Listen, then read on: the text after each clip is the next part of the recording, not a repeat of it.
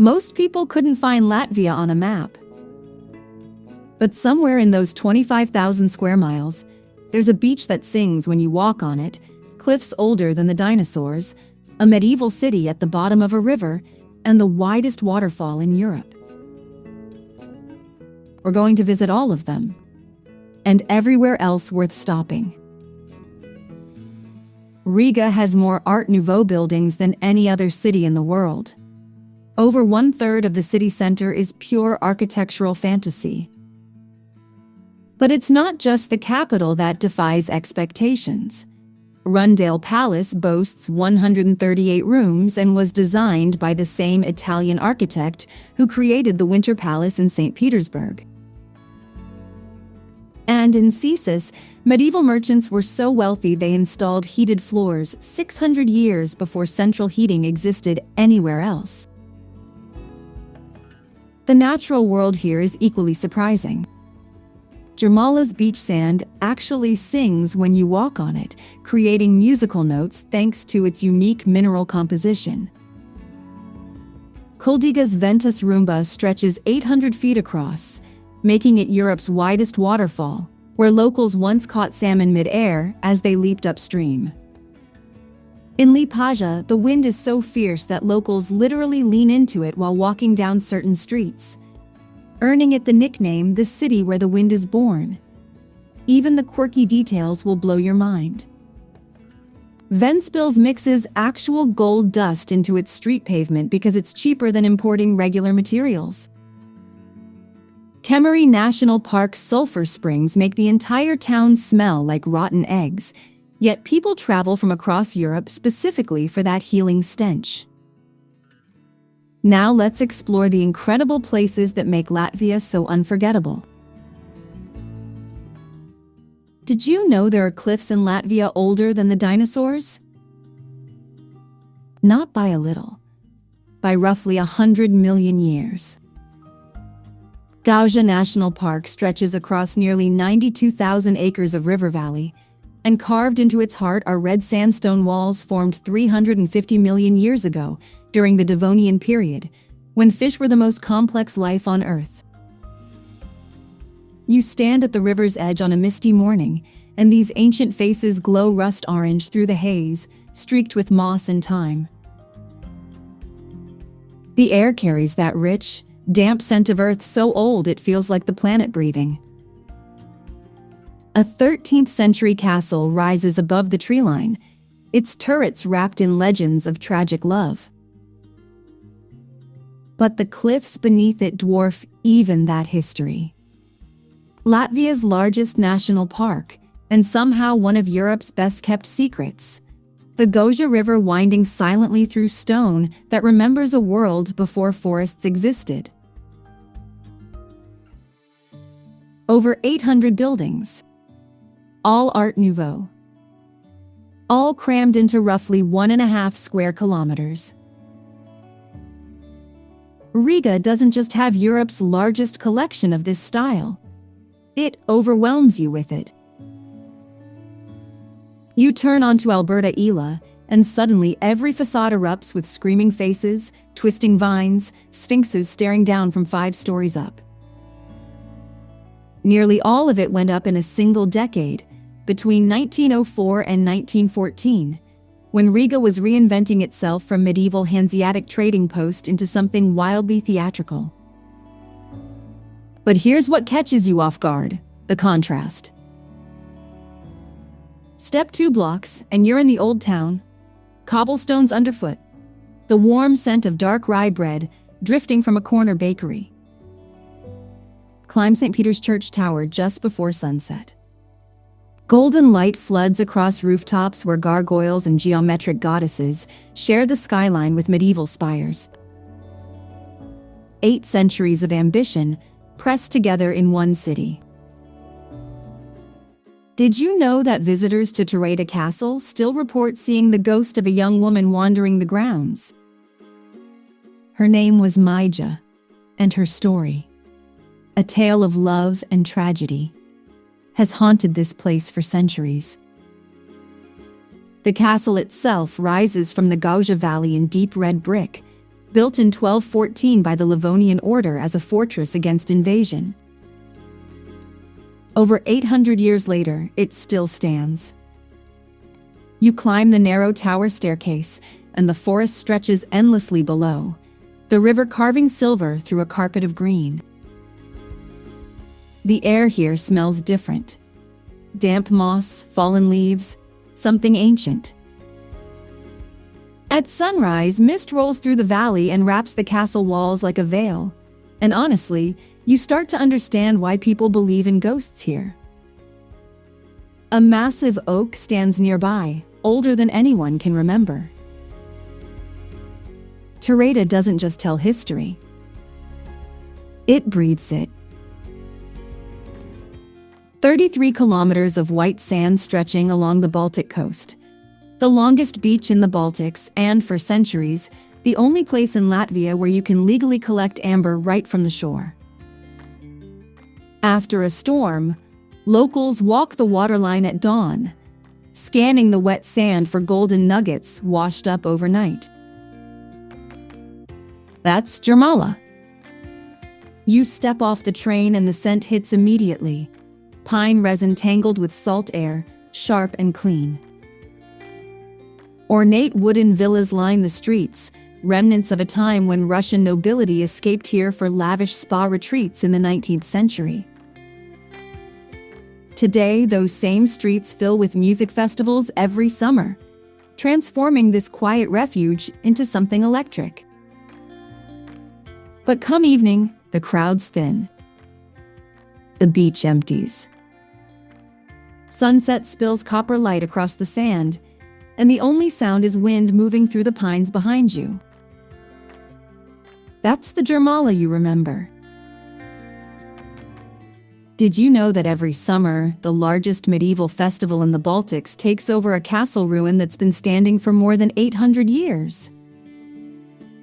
That's Cēsis. You walk through cobblestone streets barely wider than a cart, and then the stone walls rise. Massive, weathered, open to the sky where roofs collapsed centuries ago. The earthy scent of old stone mixes with wildflowers pushing through every crack. This castle served as the headquarters of the Livonian order, a fortress so strategically vital that a decisive battle fought here in 1919 helped secure Latvia's independence. Today, those same walls echo with something different. Musicians, artisans, crowds in period costume filling 5 hectares of grounds that feel alive rather than frozen in time. Come in late afternoon.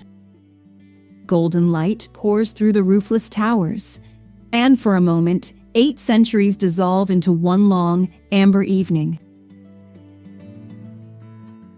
The trail drops through a corridor of ancient oaks, and then you see it. A concrete chute snaking down the hillside like something ripped from a Winter Olympics venue. Because it is one. Sigulda hosts the only bobsleigh track in the Baltic states, built in 1986. And here's the thing. You can actually ride it. Strap in during winter and you'll hit speeds that pin your cheeks back against the cold. But Sigulda isn't just adrenaline. Walk 10 minutes from that track and you're standing beneath a 13th century castle built by the Livonian order, red brick towers rising above a river valley so green it almost hurts. You glide across on a cable car, forest sprawling beneath your feet, stone ruins dotting the ridgeline. Think medieval history and extreme sports don't mix? Sigulda doesn't care. It just hands you a helmet and points uphill. Did you know that beneath your feet, a landscape 10,000 years old can generate its own weather? Kemeri National Park sprawls across 38,000 hectares of Latvia's western coast, and at its heart lies one of Europe's largest peat bogs, a living mire so vast it creates its own microclimate, nurturing plants that exist nowhere else on the continent. You walk the wooden boardwalks at dawn, and the mist rises from the peat like the land is breathing. Slowly, deliberately. The air carries this deep, earthy richness, wet moss and ancient soil, that clings to everything. What most people don't realize is that European aristocrats flocked here in the 1800s, not for the wilderness, but for therapeutic mud baths and mineral springs hidden among the wetlands. Climb the observation tower, and the bog stretches endlessly, amber and green, a primordial carpet, untouched since the glaciers retreated. Did you know that the largest fortress in the Baltic states isn't a museum behind velvet ropes? It's an open-air gallery? Daugavpils sits in Latvia's far southeast, and its massive 19th-century fortress sprawls across 1.5 square kilometers of earth and stone. Built over nearly 70 years, these walls once braced for Napoleonic invasion. Now, murals explode across gray ramparts in neon pinks and electric blues, turning military architecture into something wonderfully defiant.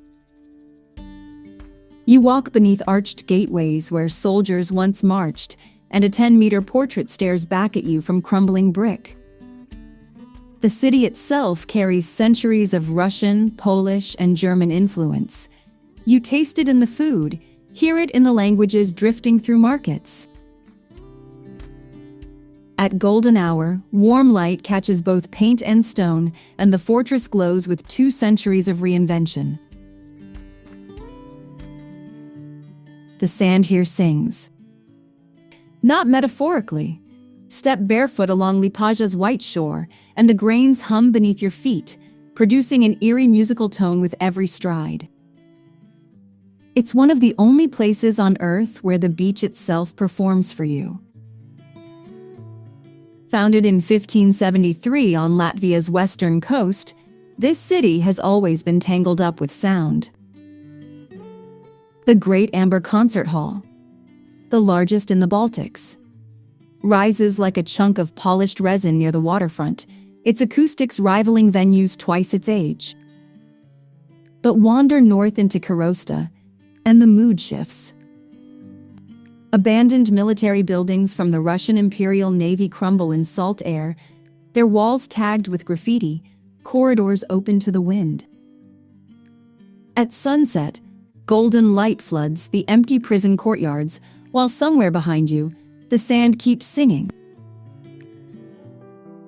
Did you know the same architect who designed the Winter Palace in St. Petersburg also built a palace right here in the Latvian countryside? Bartolomeo Rastrelli planted his genius in the middle of farmland, and the result is 138 rooms of pure Baroque excess sprawling across Rundale. You walk through the grand staircase and your eyes climb upward. Ceiling frescoes swirl with gods and gilded edges that catch every shift of light. Outside, French gardens stretch in perfect symmetry, deep greens threaded with roses so vivid they almost look painted. The whole thing took just 4 years to complete, finished in 1740 as a duke's private residence. Come at golden hour. Warm light floods the facade, and for a moment you forget you're not standing outside Versailles. Europe's widest waterfall stretches 240 meters across. And it's barely taller than you are. The Venta waterfall in Kuldiga defies every expectation. No thundering drop, no mist-choked gorge. Instead, water glides over a broad limestone ledge like a liquid curtain, barely 1.8 meters high. Visit at dawn and soft light catches every ripple, turning the river into hammered copper. The air carries damp moss and wildflowers, especially after rain. Wander into town and cobblestone lanes wind past colorful wooden houses, the largest concentration of timber architecture in Latvia, much of it dating back centuries. Founded in 1252, Kuldiga wore many hats: Medieval stronghold, 17th century trading hub, and now a quiet place where artists set up easels along the riverbank as autumn leaves drift past. Every August, over 100,000 people converge on a tiny Latvian village with barely 1,000 residents. Aglona. A place where the population swells 100-fold overnight.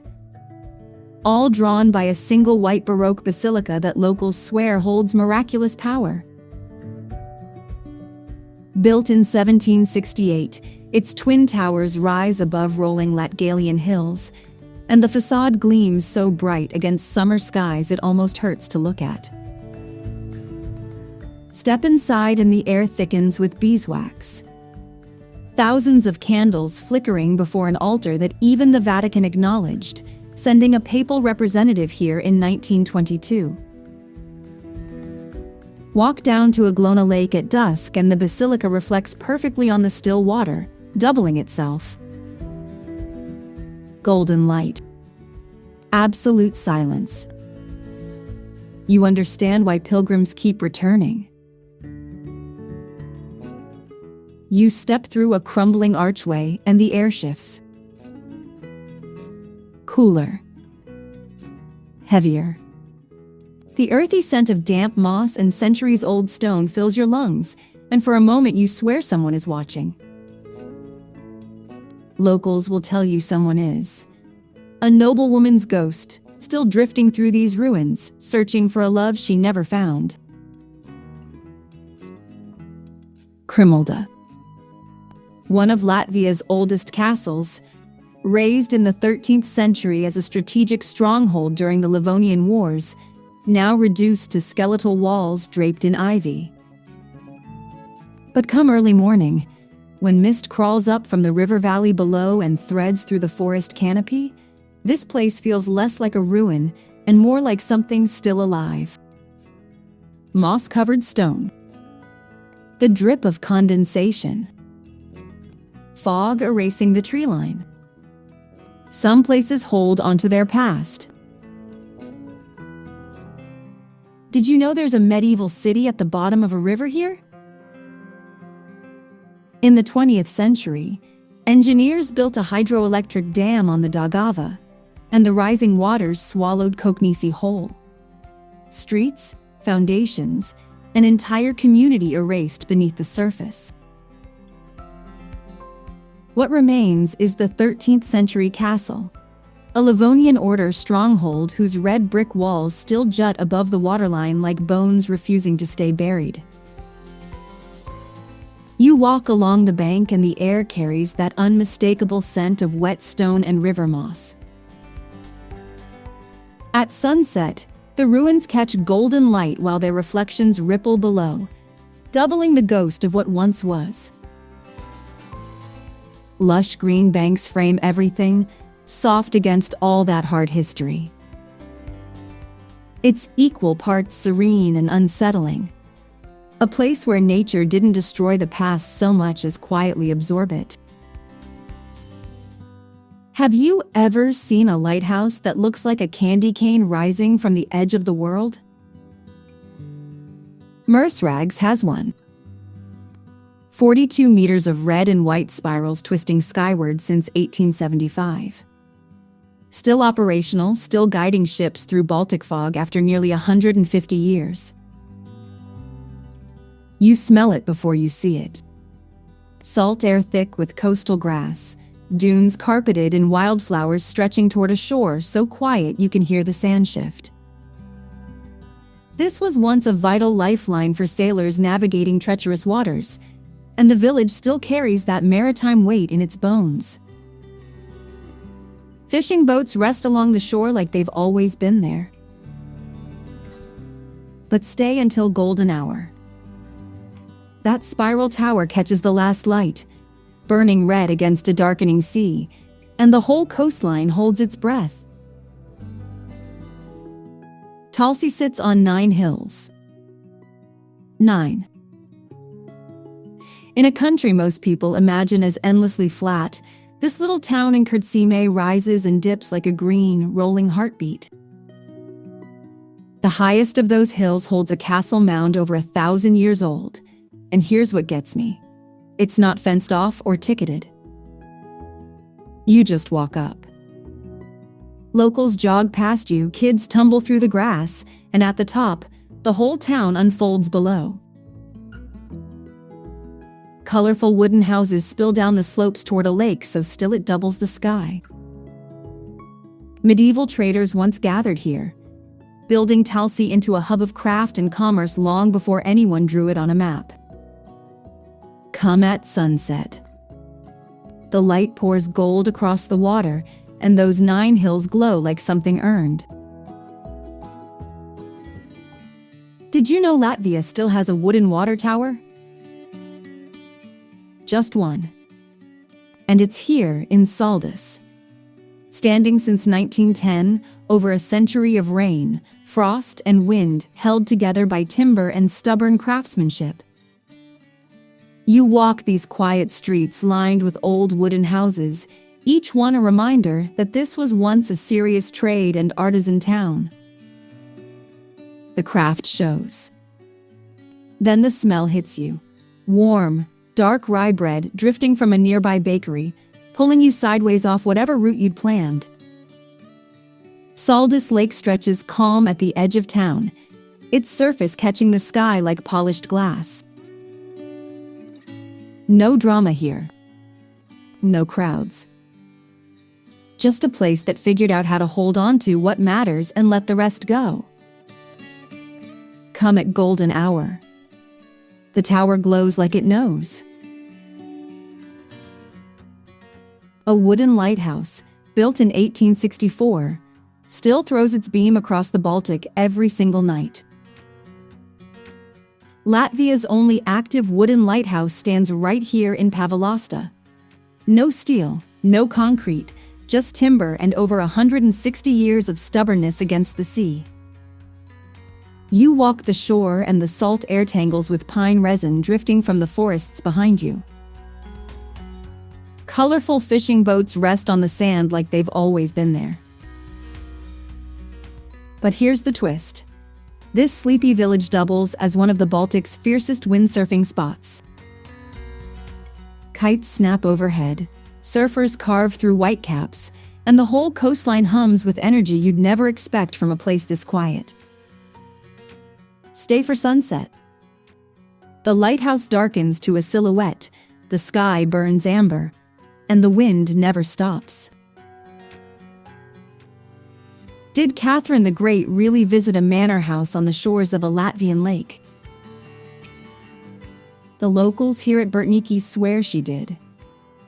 Built around 1760, this pale yellow estate rises from deep green forest like something borrowed from a Russian fairy tale.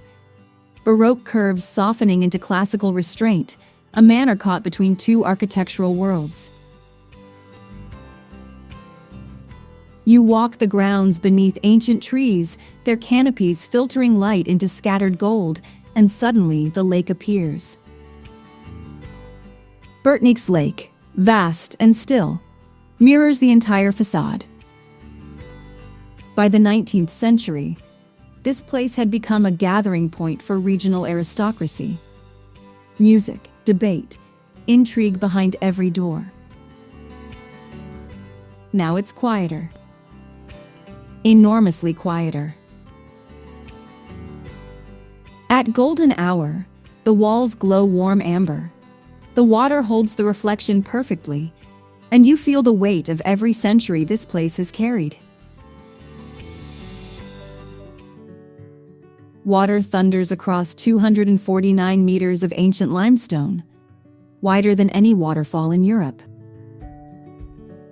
Ventus Rumba stretches so far across the Venta River that standing at one bank, the opposite shore feels like another country. But here's what nobody tells you. Come back in summer and this roaring cascade can shrink to almost nothing. The riverbed lays bare, exposing rock formations that spend most of the year hidden beneath emerald green currents. Stones worn smooth over millennia, brown and gray against patches of stubborn moss. Local legend says a maiden transformed herself into this waterfall to save her village from a flood. Dramatic? Sure. But watching the river shift from torrent to trickle across the seasons, you start to understand why people here believe the water is alive. Did you know that Latvia's mightiest river has literally wandered across the landscape, shifting its course by as much as 20 kilometers over the centuries? The Daugava doesn't just flow. It roams. Stretching over 1,000 kilometers from its origins in Russia, this is the same waterway Vikings paddled to reach the heart of Eastern Europe, trading furs and silver along banks that have been reshaping themselves since the last ice age 12,000 years ago. You stand at one of its wide, sweeping bends on a still morning, and mist lifts off the surface like breath. The air carries that rich, damp earth scent of rain-soaked riverbanks. Damp earth scent of rain-soaked riverbanks. Dramatic sandstone cliffs rise where the current has carved deep into the land. Here's a river that can't make up its mind which way to flow. The Liepaja, Latvia's second longest river at 120 kilometers, doesn't just empty into the Baltic Sea. The sea pushes back. Tides actually reverse the current, sending saltwater upstream and creating one of Europe's rarest river ecosystems. You smell it before you understand it. That strange blend of earthy riverbank and ocean brine that shifts hour by hour. In the early morning, mist clings to water that might be flowing in either direction, while fishing boats rock gently against a current that could change on them mid-journey. Medieval merchants once navigated these same tidal waters, hauling goods between Latvia's interior and the coast. Stand at the Baltic confluence long enough, and you'll watch the river hesitate, pause, then quietly reverse. Did you know Latvia has its own Grand Canyon? 12,000 years ago, glacial meltwater carved a 5-kilometer gash through the countryside, and the Daugava River still winds through it today. Cliffs of white limestone rise 20 meters on either side. Not exactly Arizona, but in a country this flat, it stops you cold. You paddle through, and the scale hits differently from the water. Deep emerald currents mirror the forest canopy above, while those pale rock faces jut out like ancient fortress walls. Locals will tell you warriors and mythical creatures once claimed these waters.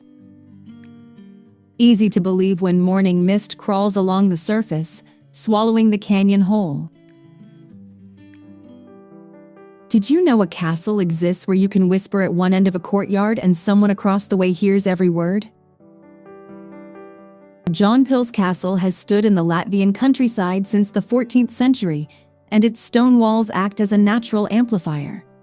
An acoustic trick no one fully planned. You arrive on an early morning when mist clings to the moat, and the fortress emerges like something half-remembered from a dream. Stone and damp wood fill your lungs the moment you step inside. This was built as a defensive stronghold, then slowly softened into a residence, and today it operates as a living museum where you can grip a sword, try on armor, feel the weight of 700 years pressing down. Have you ever stood inside the ruins of a fortress built by warrior monks? In Valmiera, you can. The castle here dates back to 1283, raised by the Livonian Brothers of the Sword, a crusading military order that carved their legacy across the Baltics. It's the only one of their fortifications still partially standing in all of Latvia. Centuries of siege, fire, and neglect couldn't erase it completely. You walk among weathered stone walls as pine-scented air drifts up from the river below, the Gauja winding slow and green through the valley. By the 19th century, this town had reinvented itself entirely, becoming a hub for wool and textiles. That resilience defines Valmiera. At golden hour, warm light catches the old town's wooden facades, and the ruins glow like embers refusing to go out. Latvia feels like Europe's best-kept secret, where medieval streets whisper stories and wild coastlines stretch endlessly into Baltic mists. If you want to discover more hidden corners of this continent with me, subscribe. Which Latvian place captured your heart most? Tell me in the comments below.